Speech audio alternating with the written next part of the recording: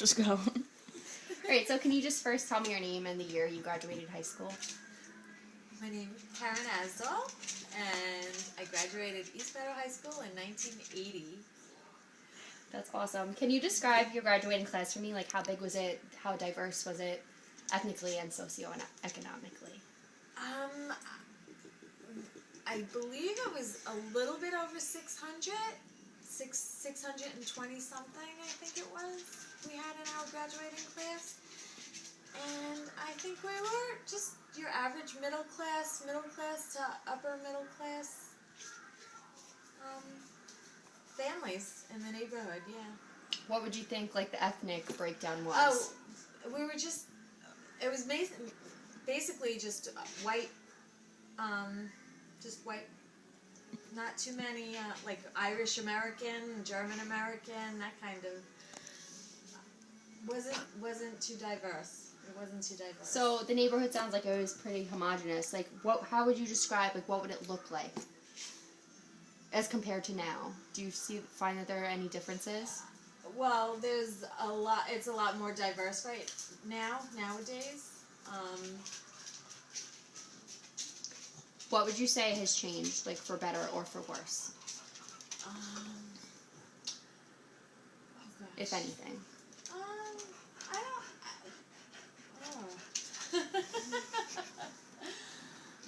Or just stuff that you've noticed, like just general observations. Like a lot of the stores are changing.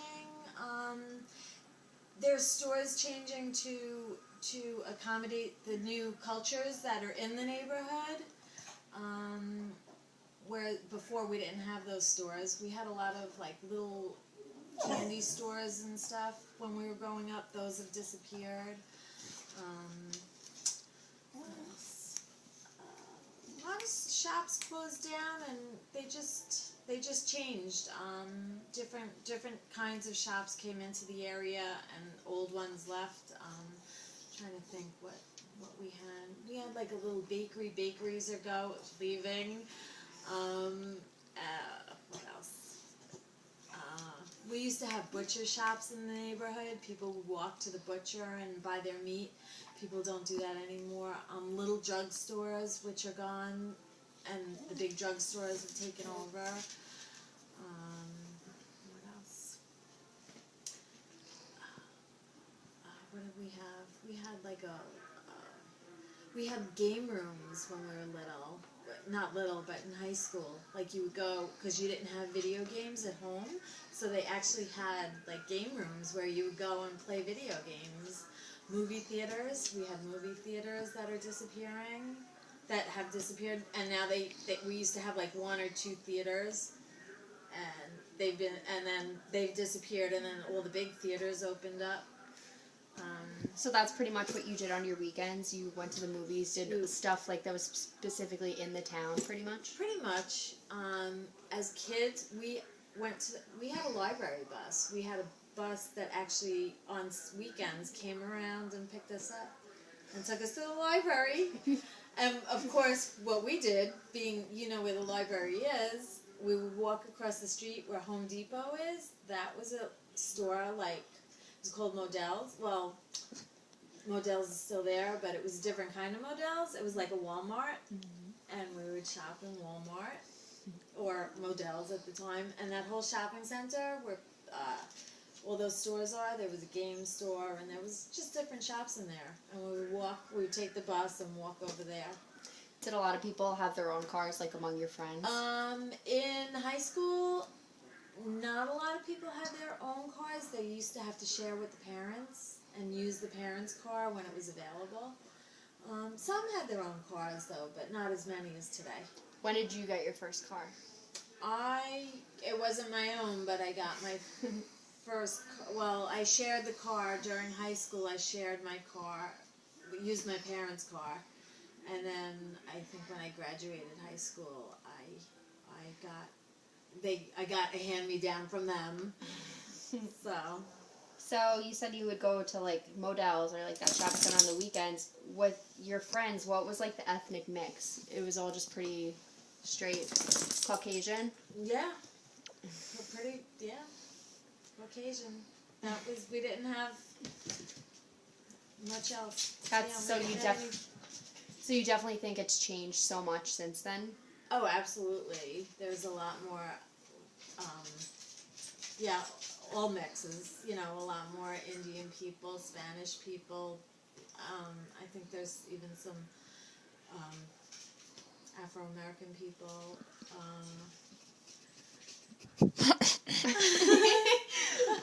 If there were any that were around when you were in high school, did you notice if they were treated any differently, or if people avoided them? Because a lot of the history of suburbia is it wasn't meant for people other than Caucasians. So was there anything, like anybody of any different races while you were in high school at all?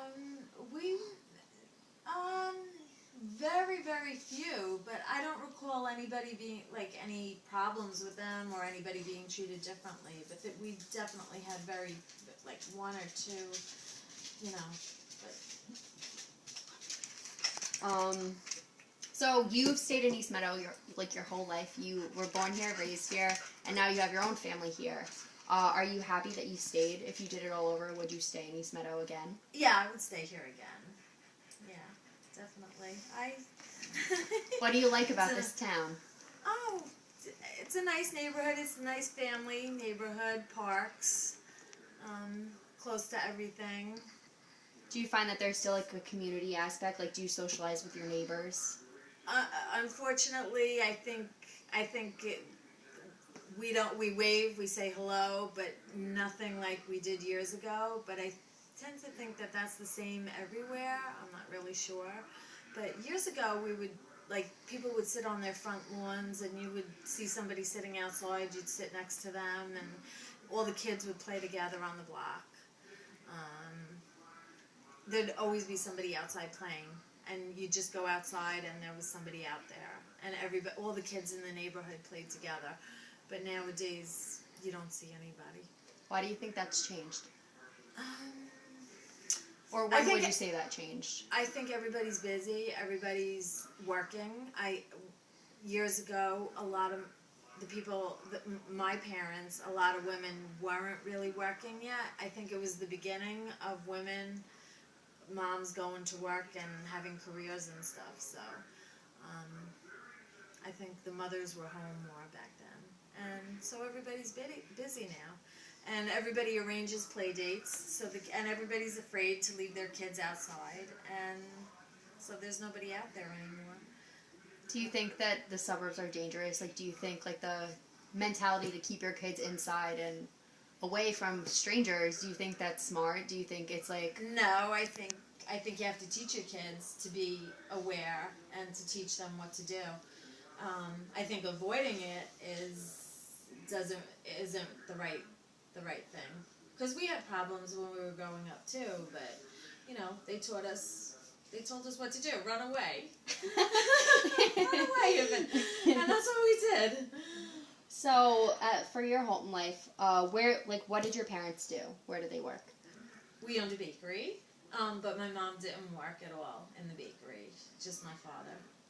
So she was a stay-at-home mom. Did you have any siblings? One brother. Was she just the typical, like, dinners on the table when your dad got home? Oh, yeah. Like, yeah, dinner every worked night. on the house? Yeah, every night. And she did all the chores at home and all the cleaning, all the cooking, and he went to work. So, you work, so why, like, do you think that is, like, a totally novel concept that is just, like, would have been unheard of? Like, did you know any moms that really worked a lot when you were growing up? Yes, I knew some, but a lot of them didn't. There was some that, there was a lot that didn't work. But there was a lot that also would go to work, would take care of the kids during the day. The dad would come home, and then they would work, say, like a 4 to 12 shift when the father was home. So one of them was always home with the children, that kind of thing. So. Or they had part-time jobs, in the evening when not necessarily 4 to 12, but a part-time job. But nothing to this scope. Yeah, nothing. Not like today. Aside from like families being so racially diverse, like even now, like there's divorced parents, like different kinds of parents. Like, was it odd for you to have any friends that had divorced parents or anything like that? It was all pretty standard. It was all family. pretty. Yeah, everybody had two parents, and back then, very rare to have some like a divorced parents. Okay, well, I think. And here in this neighborhood, anyway, among my friends, yeah, there weren't many. All right, well, I think I'm good.